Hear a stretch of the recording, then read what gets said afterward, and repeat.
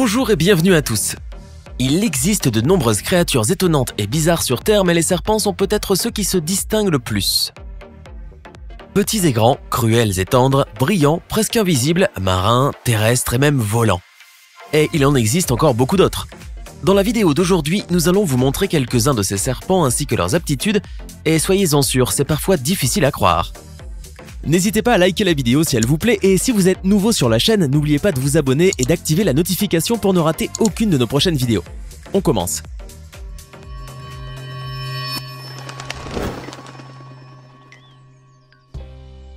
Seriez-vous capable de manger des œufs au petit déjeuner, au déjeuner et au dîner? Le serpent mangeur d'œufs, oui, et il adore ça. Ce serpent vit dans les régions équatoriales et méridionales de l'Afrique, du Sénégal et du Soudan au nord jusqu'à l'Afrique du Sud au sud. Ces reptiles vivent dans les semi-déserts, les savanes et les hauts pâturages et se sentent à l'aise aussi bien sur le sol que dans les arbres.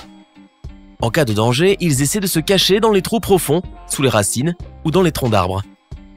Ces serpents mesurent à peine plus d'1 mètre, ne possèdent pas de dents venimeuses et ont une très mauvaise vision. Mais ce dernier défaut n'est pas tellement important puisqu'ils possèdent un bon odorat et un bon toucher. De toute façon, un œuf, ça ne résiste généralement pas et ça n'essaie pas de s'enfuir.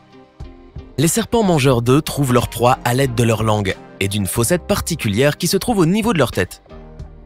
Après avoir ainsi trouvé un nid, le serpent commence à manger. Ces reptiles ne se nourrissent que d'œufs. Et même la grenouille la plus appétissante du monde ne les intéresserait pas. De plus, le corps des serpents mangeurs d'œufs a changé au fil des ans, afin que ce type de régime ne leur cause aucun problème. Tout d'abord, les os du crâne sont liés librement et la mâchoire inférieure n'est pas accrochée à la mâchoire supérieure, ce qui permet au serpent d'ouvrir largement la bouche. En second lieu, son pharynx peut tellement s'étirer qu'ils peuvent manger l'œuf en entier sans aucun problème. Au début de l'œsophage, l'œuf rencontre une sorte de scie. Il s'agit en fait des bords acérés des vertèbres antérieures. Lorsque le serpent commence à pousser l'œuf plus profondément dans l'œsophage, les os coupent à travers la coquille. Tout le liquide coule alors. À la fin, le serpent recrache la coquille. Vous pouvez trouver ces créatures connues sous le nom de Chrysopelea paradisi dans les jungles de l'Asie du Sud-Est et du Sud-Est. Avant de voler, le reptile rampe jusqu'à l'extrémité de la branche et y reste suspendu en forme de J. Une fois qu'il a choisi la direction où il veut aller, il pousse la branche avec le reste de sa queue et s'envole tout en se tortillant. On peut dire qu'il rampe dans l'air et même si cela peut surprendre, ça marche. Durant le vol, le corps arrondi du serpent devient étonnamment plat. Le reptile redresse les côtes et place son ventre vers l'intérieur, créant ainsi une surface concave sur son dessous. De cette façon, il améliore ses propriétés aérodynamiques et plane vraiment, au lieu de littéralement tomber de la branche. Malheureusement, ces serpents ne sont pas inoffensifs. Ils se nourrissent de grenouilles, de lézards, d'oiseaux et de petits mammifères, paralysant leurs victimes avec du venin. Imaginez que vous traversez la jungle et qu'un serpent venimeux de plus d'1 mètre de long vous tombe sur la tête. Bien entendu, le venin ne vous fera pas de mal en soi, mais quelle trouille! À propos, malgré les nombreuses études menées, les scientifiques n'ont toujours pas compris pourquoi ces serpents volent, ni à quelle fréquence ils le font.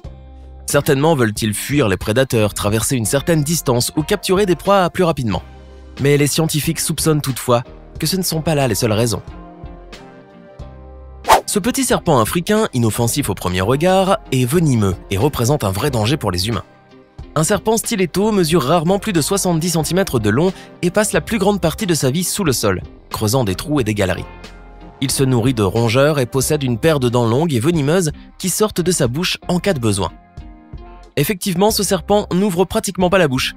Cette aptitude tellement pratique s'est développée chez lui tout au long de son évolution, car sous le sol, la saleté peut facilement pénétrer dans la bouche.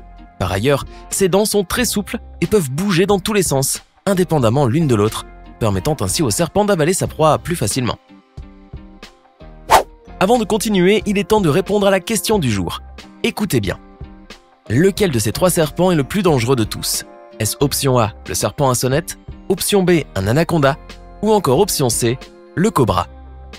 Réfléchissez bien et dites-nous dans les commentaires ce que vous pensez être la bonne réponse. Réponse tout à l'heure en fin de vidéo. La plupart des serpents sont connus de l'humanité depuis quelques siècles, ce qui ne s'applique pourtant pas aux vipères à queue d'araignée. Ces étranges créatures n'ont été découvertes que très récemment et décrites pour la première fois seulement en 2006. Elles ne vivent que dans les 2 provinces iraniennes d'Ilam et de Kermanshah. Elles se cachent dans les rochers ou sous de petits arbustes, près de leur abri. La première fois qu'ils firent la rencontre de ce reptile unique, les scientifiques furent très surpris de voir une araignée sur la queue du serpent. Elle avait une forme assez étrange et inhabituelle, mais c'était bien celle d'une araignée. Il s'est avéré que cette queue tellement bizarre avait un but précis: prendre au piège les oiseaux. Au début, les scientifiques pensaient qu'ils venaient de découvrir une vipère de l'espèce Pseudocerastes persicus, qui avait un étrange nœud au niveau de la queue. Eh oui, vous le savez, on trouve parfois des choses bizarres dans la nature. Pourtant, les queues de toute la population de vipères découvertes récemment avaient des araignées en leur extrémité. Du coup, elles ont été identifiées comme une espèce différente. Les chercheurs observèrent comment des oiseaux, sans rien soupçonner, tombaient dans le piège et finissaient dans la bouche du prédateur.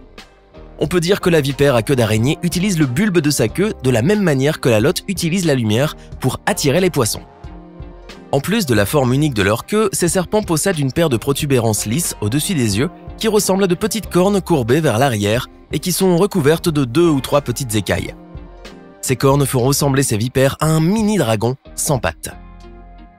Lorsqu'il s'agit de survivre, tous les moyens sont bons et de nombreuses espèces recourent à la ruse pour se protéger des prédateurs. Parmi elles figure la couleuvre à nez plat qui vient d'Amérique du Nord et qu'il est courant de voir au Canada ainsi que dans l'Est et le centre des États-Unis. Ce serpent adore les endroits secs et son aspect est assez étrange, voire même plutôt amusant. On dirait que sa tête est écrasée comme dans les dessins animés.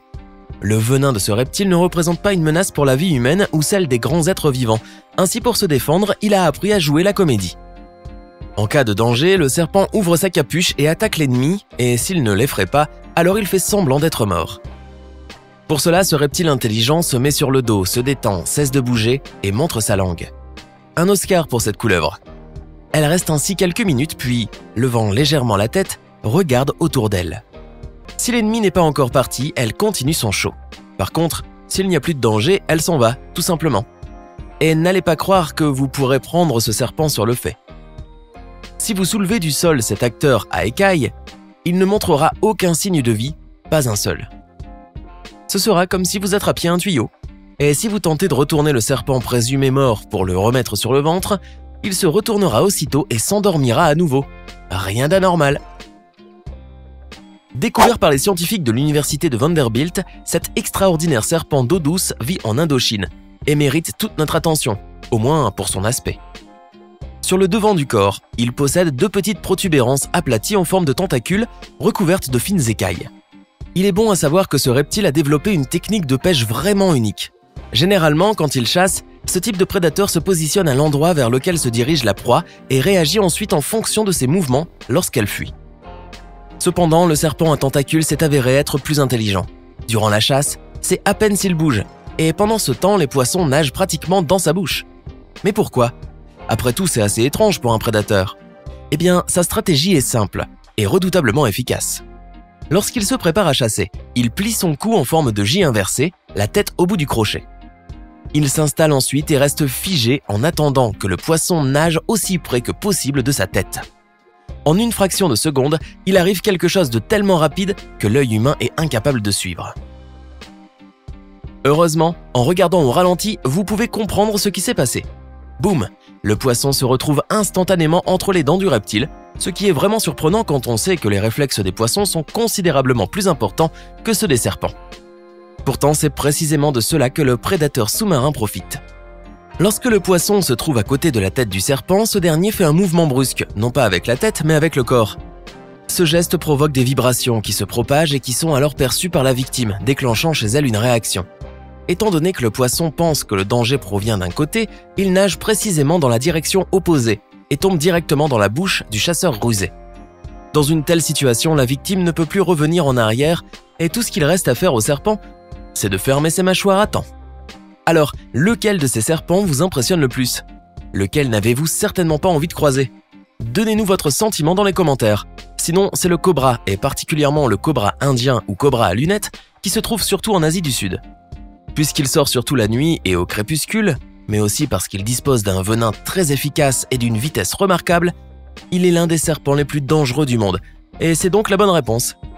J'espère que vous avez été nombreux à trouver. Sinon, si la vidéo vous a plu, n'oubliez pas de mettre un pouce bleu, de vous abonner et de la partager avec vos amis. À demain même heure, même chaîne, pour une nouvelle vidéo.